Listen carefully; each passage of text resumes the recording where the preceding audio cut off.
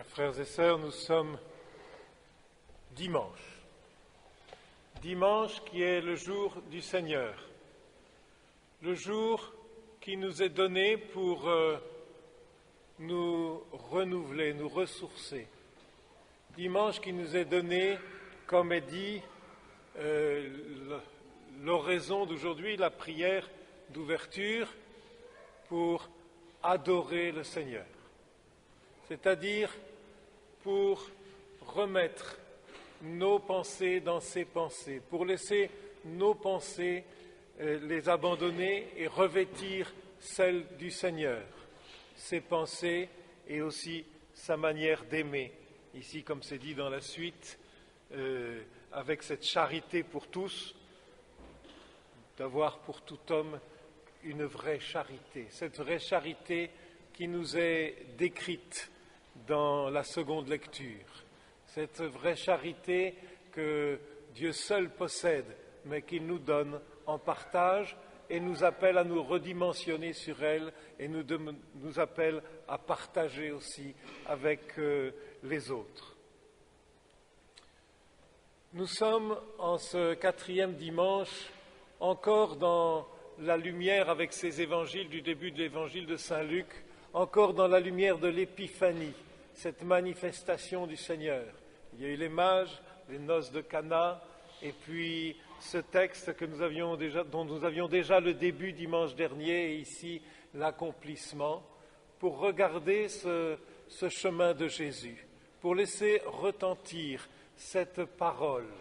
Ce jour, ce dimanche qui nous est donné, c'est effectivement un jour de Shabbat. Le Shabbat est dans le judaïsme et qui est aussi cette préfiguration du dimanche qui est réservée à la lecture de la parole du Seigneur, qui est réservée à se régénérer dans la libération que le Seigneur donne, libération du travail, libération de l'esclavage, libération de notre péché. C'est un Shabbat que Jésus fait ce discours dans la synagogue et que se passent ces événements. Et les participants de Nazareth, de son village, sont surpris que le Seigneur ne fasse rien ce jour-là, qu'il ne fasse pas de miracle, d'acte de puissance. C'est peut-être pour nous rappeler justement,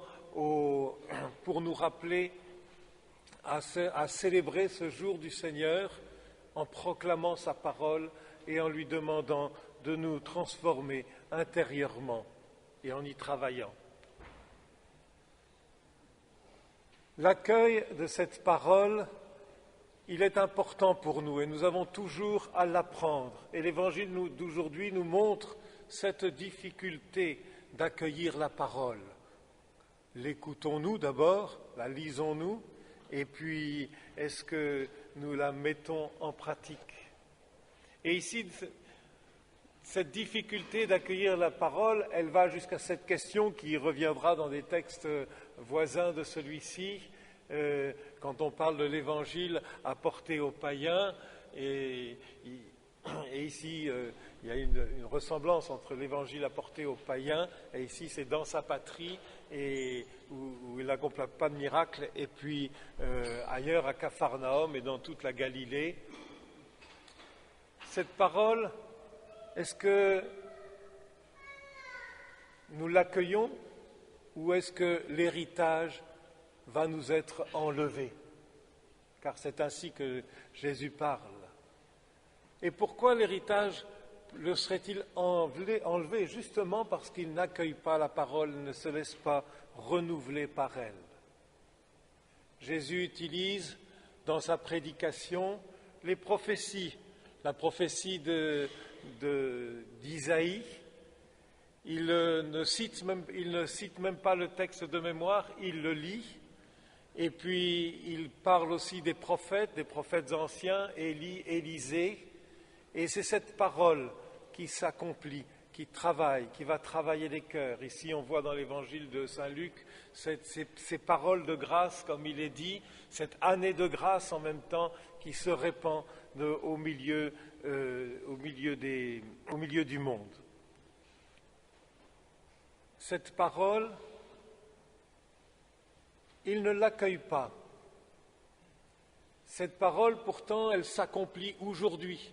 Et là aussi, on a une référence au passé, puisque c'est un peu comme il se passe dans le Deutéronome, où où il est dit, ce n'est pas hier sur le Sinaï, mais c'est aujourd'hui nous qui entendons la parole, qui l'accueillons. C'est nous aujourd'hui qui adorons. C'est nous aujourd'hui qui mettons nos pieds dans les pieds du Seigneur, dans les pas du Seigneur. Eh bien, cette parole de cette seconde loi, le Deutéronome, ici, c'est la même chose avec la prédication de Jésus. Aujourd'hui, c'est cela que ça s'accomplit. Et quand nous lisons la parole en assemblée, ou aussi en famille, ou aussi dans notre cœur, eh bien, c'est aujourd'hui que la grâce du Seigneur nous appelle, que la grâce du Seigneur nous est donnée, que sa parole veut se répandre. Mais voilà la difficulté. Et il y a une ressemblance ici entre les doutes, les incertitudes des Nazaréens qui disent, mais qui veulent attirer la parole à eux, à leur profil. Il y a une ressemblance dans ce texte avec, c'est un peu comme une tentation, la tentation de Jésus, utiliser la première, utiliser la parole pour son propre profit, pour que ça nous arrive à nous, alors que cette parole, elle est donnée librement, elle est donnée avec grâce et surabondance. Dans cet évangile, qui est en même temps cette épiphanie, cet évangile est donné comme portique de toute l'action apostolique de Jésus, et dès le début, et c'est comme cela aussi qu'il nous faut accueillir la parole, il y a la dimension totale de la prédication de Jésus, de la mission de Jésus.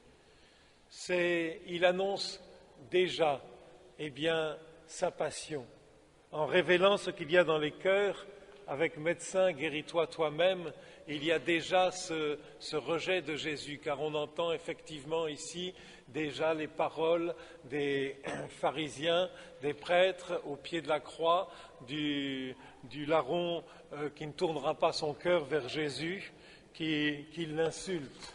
Parce que là aussi, c'est vouloir capter la parole de Dieu pour soi, au lieu de la recevoir et de la laisser fructifier.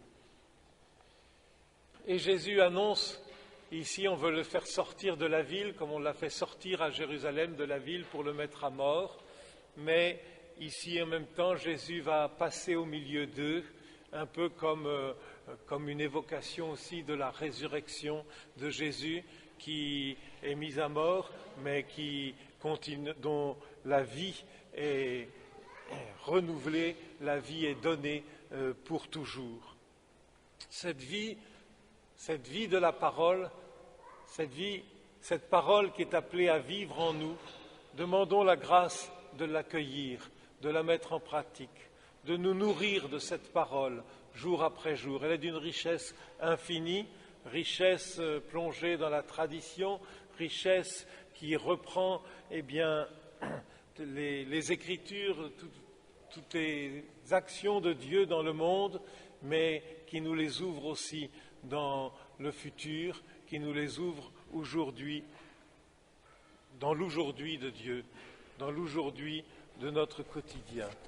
Demandons au Seigneur donc d'accueillir cette parole, d'adorer vraiment le Seigneur sans partage, c'est-à-dire en apprenant à le recevoir pleinement, en abandonnant vraiment nos vues. Ce n'est pas simplement avec un aveuglement et puis ne pas vouloir, mais en laissant pénétrer, en laissant confronter toutes nos pensées, toutes nos manières d'agir, pour les laisser illuminer par le Seigneur et petit à petit à revêtir encore une fois sa grâce, son action, car il est là au milieu de nous.